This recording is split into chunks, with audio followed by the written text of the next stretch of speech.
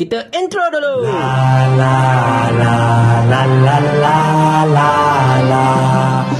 Engkau perintah kerajaan, engkau ni Khawarij. Oh, suka-suka hati kau je kata orang Khawarij kan? Yang kau ni faham ke idok apa maksud Khawarij ni? Ke main pakai hembus je?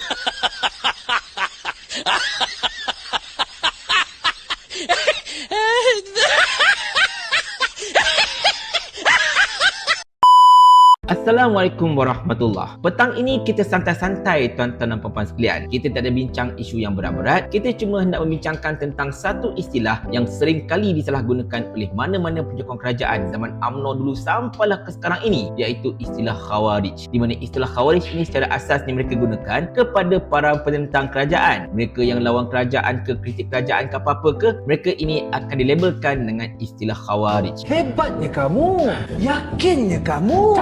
Dan benda-benda ini memang dah berlaku sekian lama dah tuan-tuan dan puan sekalian. Cumanya kita nak tanya, mereka yang dok suka-suka kata ini Khawarij, itu Khawarij ini, mereka faham ke tidak apa maksud Khawarij ini sebenarnya? Kalau ikutkan sejarah tuan-tuan dan puan sekalian, Khawarij ini sebenarnya berasal daripada satu kumpulan yang dinamakan sebagai kumpulan Al-Qura. Di mana dalam Al-Qura ini majoriti ahlinya adalah Arab Badui. Di mana mereka ini tak berapa gerti sangat pasal politik Islam, tak berapa gerti sangat pasal hukum hakam. Tetapi mereka ini juga dalam masa yang sama tidak boleh menerima hakikat yang bangsa Quraisy ada sedikit kelebihan dan juga status quo. Sebab mereka kata Islam dah samaratakan semua kaum, tak boleh nak beza-beza lagi dah. Tetapi mereka tak boleh terima yang bangsa Quraisy ini ada sedikit kelebihan berbanding dengan bangsa-bangsa Arab yang lain, terutamanya dalam hal kepimpinan. Benda yang sama lebih kurang lah dekat negara kita ini. Walaupun semuanya adalah rakyat Malaysia belaka, Melayu, Cina, India dan sebagainya, tetapi perlembagaan kita telah menjamin keistimewaan orang-orang Melayu dan juga Bumiputera. Jadi secara asasnya perlembagaan kita ini ada sedikit mengikut rencah Islam sebenarnya. Tetapi itulah benda ini yang orang selalu terlepas pandang. Berbalik pada cerita tentang Khawarij ini tuan-tuan dan puan sekalian, mereka ini punya ekstrim sampai mereka bertindak membunuh Khalifah Uthman bin Affan. Dan selepas kematian Uthman, Sayyidina Ali bin Abi Talib telah dilantik sebagai khalifah yang keempat. Namun begitu, Khalifah Uthman ini sebenarnya mempunyai hubungan kekeluargaan dengan Muawiyah bin Abu Sufyan. Dan of course lah Muawiyah ini ada segala hak untuk menuntut bela atas kematian Uthman. Dia kena hukum orang-orang yang telah membunuh Uthman tersebut. Dan golongan Al-Qura ini, Khawarij ini, memandangkan dia orang tahu dah Muawiyah nak balas dendam, mereka takut. Jadi apa yang mereka buat?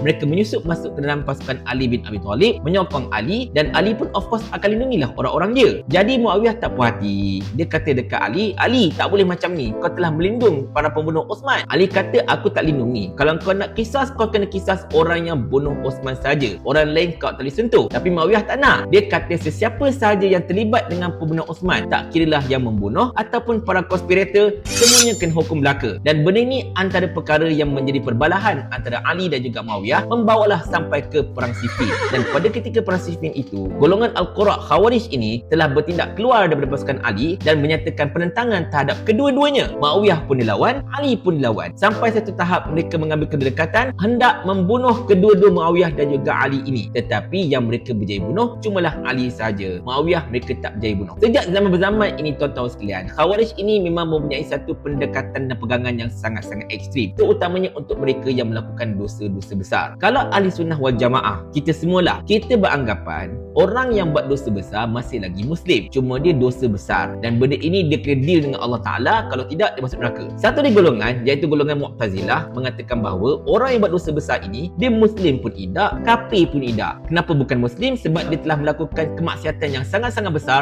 sampai melanggar etika sebagai seorang Muslim. Tetapi tak boleh kata kafir sebab mereka ini tak lagi secara jelas mengatakan mereka ini keluar dari Islam. Jadi mereka duduk kat tengah-tengah. Tetapi Mu'tazilah kata yang ini confirm masuk neraka. Manakala Khawarij pula menyatakan sesiapa sahaja yang buat dosa besar kafir on the spot.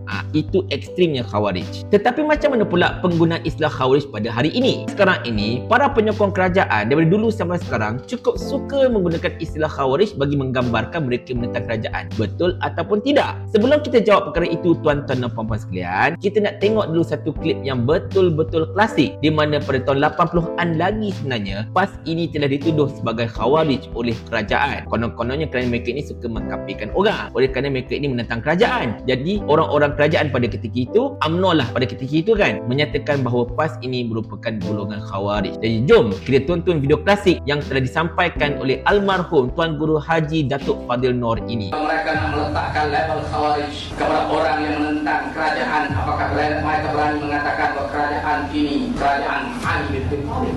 Seperti mana Kenyataan ini dibuat oleh seorang ulama di Mesir, Syekh Umar Ahmad Abdul Rahman, yang dibicarakan dalam mahkamah. Beliau menyatakan dalam pembicaraan itu, apakah kamu menuduh kami sebagai Khawarij? Apakah kamu itu Ali? Muka kamu bukan Ali. Yang menolak syariat Allah, kamu menolak syariat Allah. Sayyidina Ali adalah khalifah yang adil, yang melaksanakan syariat Allah Subhanahu wa ta'ala.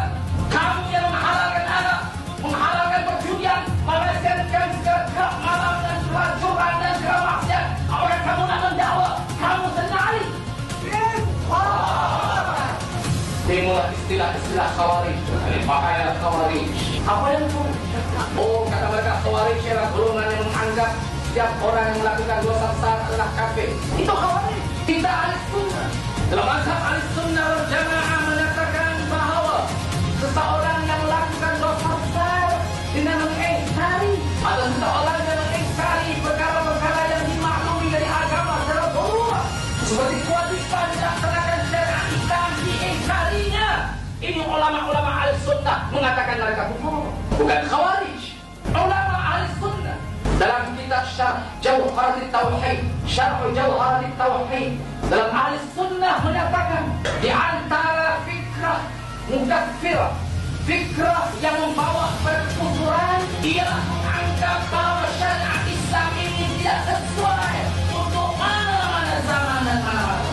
Antara fikrah yang membawa perkufuran ialah menganggap bahawa Islam ini suatu syariat yang tidak sempurna, bukan Khawarij. Nampak tak dekat situ tuan-tuan dan puan-puan sekalian? Secara asasnya argumen Tuan Guru Haji Fadil Noh senang. Kau kata kami Khawarij, engkau tu Ali bin Abi Talib ke? Ali bin Abi Talib menegakkan hukum Islam, menolak kemaksiatan. Tetapi engkau ni pula hukum Islam pun kau tak nak pegang, maksiat kau bagi sebarkan. Kau bagi lesen itu, lesen ini dan sebagainya. Jadi kau tak layak kata kami ni Khawarij, sedangkan engkau sendiri sebenarnya telah melakukan kemaksiatan. Tetapi balik pada isu kita tuan-tuan dan puan-puan sekalian, kenapakah golongan kerajaan ini cukup suka melabelkan pembangkang terutamanya PAS sebagai Khawarij? Jawapannya mudah aja. Ada dua. Yang pertama, mereka ini secara harfiahnya mengambil pendekatan sesiapa sahaja yang menentang kerajaan, mereka ini adalah Khawarij. Mereka ini keluar. Sebab apa? Sebab mereka ini mengambil kaul golongan Khawarij ini keluar daripada pasukan Ali dan menentang Ali yang pada ketika itu merupakan Khalifah Rasulullah. Jadinya tuan-tuan sekalian, secara asasnya mereka kata siapa yang keluar dan menentang kerajaan, mereka ini Khawarij. Bongak je kau jaga.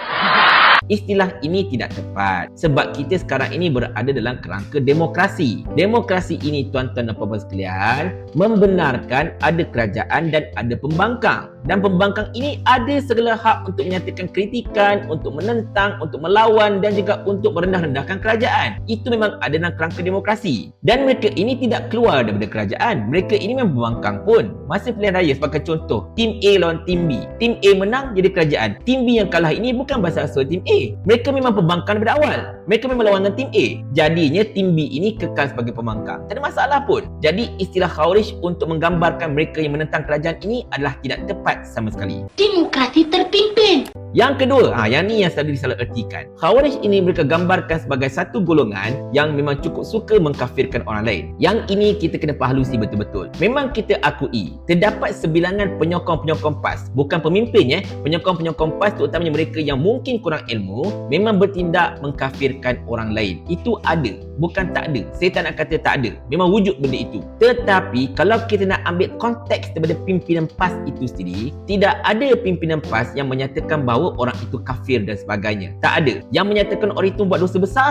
Ya, mungkin. Yang menyatakan orang itu mungkin telah melakukan kemaksiatan? Ya, mungkin. Tetapi untuk katakan orang itu kafir, memang tidak ada. Mana ada kita nak katakan orang itu kafir, orang ini kafir dan sebagainya? Ataupun kita ambil contoh Amanat Haji Hadi yang cukup suka dimainkan oleh UMNO satu ketika dahulu. Amanat Haji Hadi ini sebenarnya menerangkan tentang perkara yang boleh membawa kepada kekufuran. Bukan nak kata orang itu kafir. Sebab sekarang ini amalan memisahkan politik dan juga Islam ini merupakan satu benda yang bercanggah dengan Islam. Kalau benda yang bercanggah dengan Islam, apa maksudnya? Benda itu keluar daripada Islam. Jadi kalau kau kata engkau memisahkan antara agama dengan politik, bermaksud itulah merupakan melakukan satu perbuatan yang membawa kepada kekufuran. Itu maksud dia. Bukan kita kata, oh engkau ni memang kafir lah. Tak ada. Cuma engkau tengah melakukan satu perkara yang membawa kepada kekufuran. Dan ini lebih kepada satu tazkirah, satu pemberitahuan. Betapa kita tidak boleh memisahkan agama dengan politik. Sebab semua benda dekat dunia ini mesti kena ada keterlibatan agama. Sebab agama itu tunjang kepada kehidupan. Itu maksud Tuan Guru Haji Adi.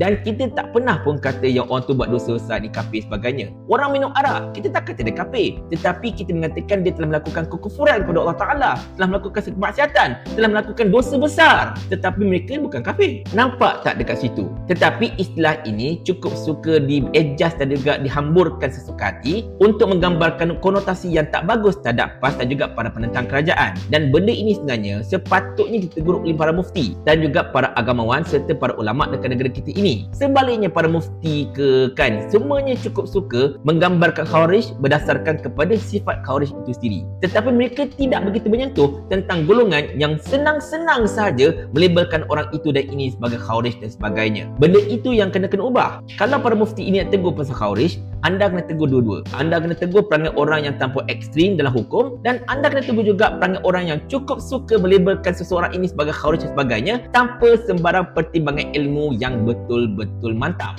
Nampak tak dekat situ tuan-tuan dan sekalian? Jadinya, apa yang cuba saya sampaikan kat sini ialah istilah Khawarij ini telah digunakan dengan salah pada ketika ini. Kita melawan kerajaan, tidak semestinya kita ini Khawarij. Sebab kita melawan kerajaan dalam kerangka demokrasi. Lagipun kerajaan ada sekarang ini jauh sekali daripada kerajaan Ali bin Abi Talib. Kerajaan yang ada sekarang ini jauh sekali daripada menegakkan Islam. Tak ada maknanya. Sedangkan Hawali yang bantai tafsir Al-Quran ikut suka hati mak apa dia pun boleh katakan lebogi dari lidah. Sedangkan bila kita tegur pasal kosok koplek, dia kata, oh ini bukan fatwa, ini cuma pandangan saja. Ini ke kerajaan Ali bin Abi Talib yang tak boleh ditentang langsung? Siapa yang tentang ini Khawarij dan sebagainya? Agak-agak lah bang. Kepala otak dia.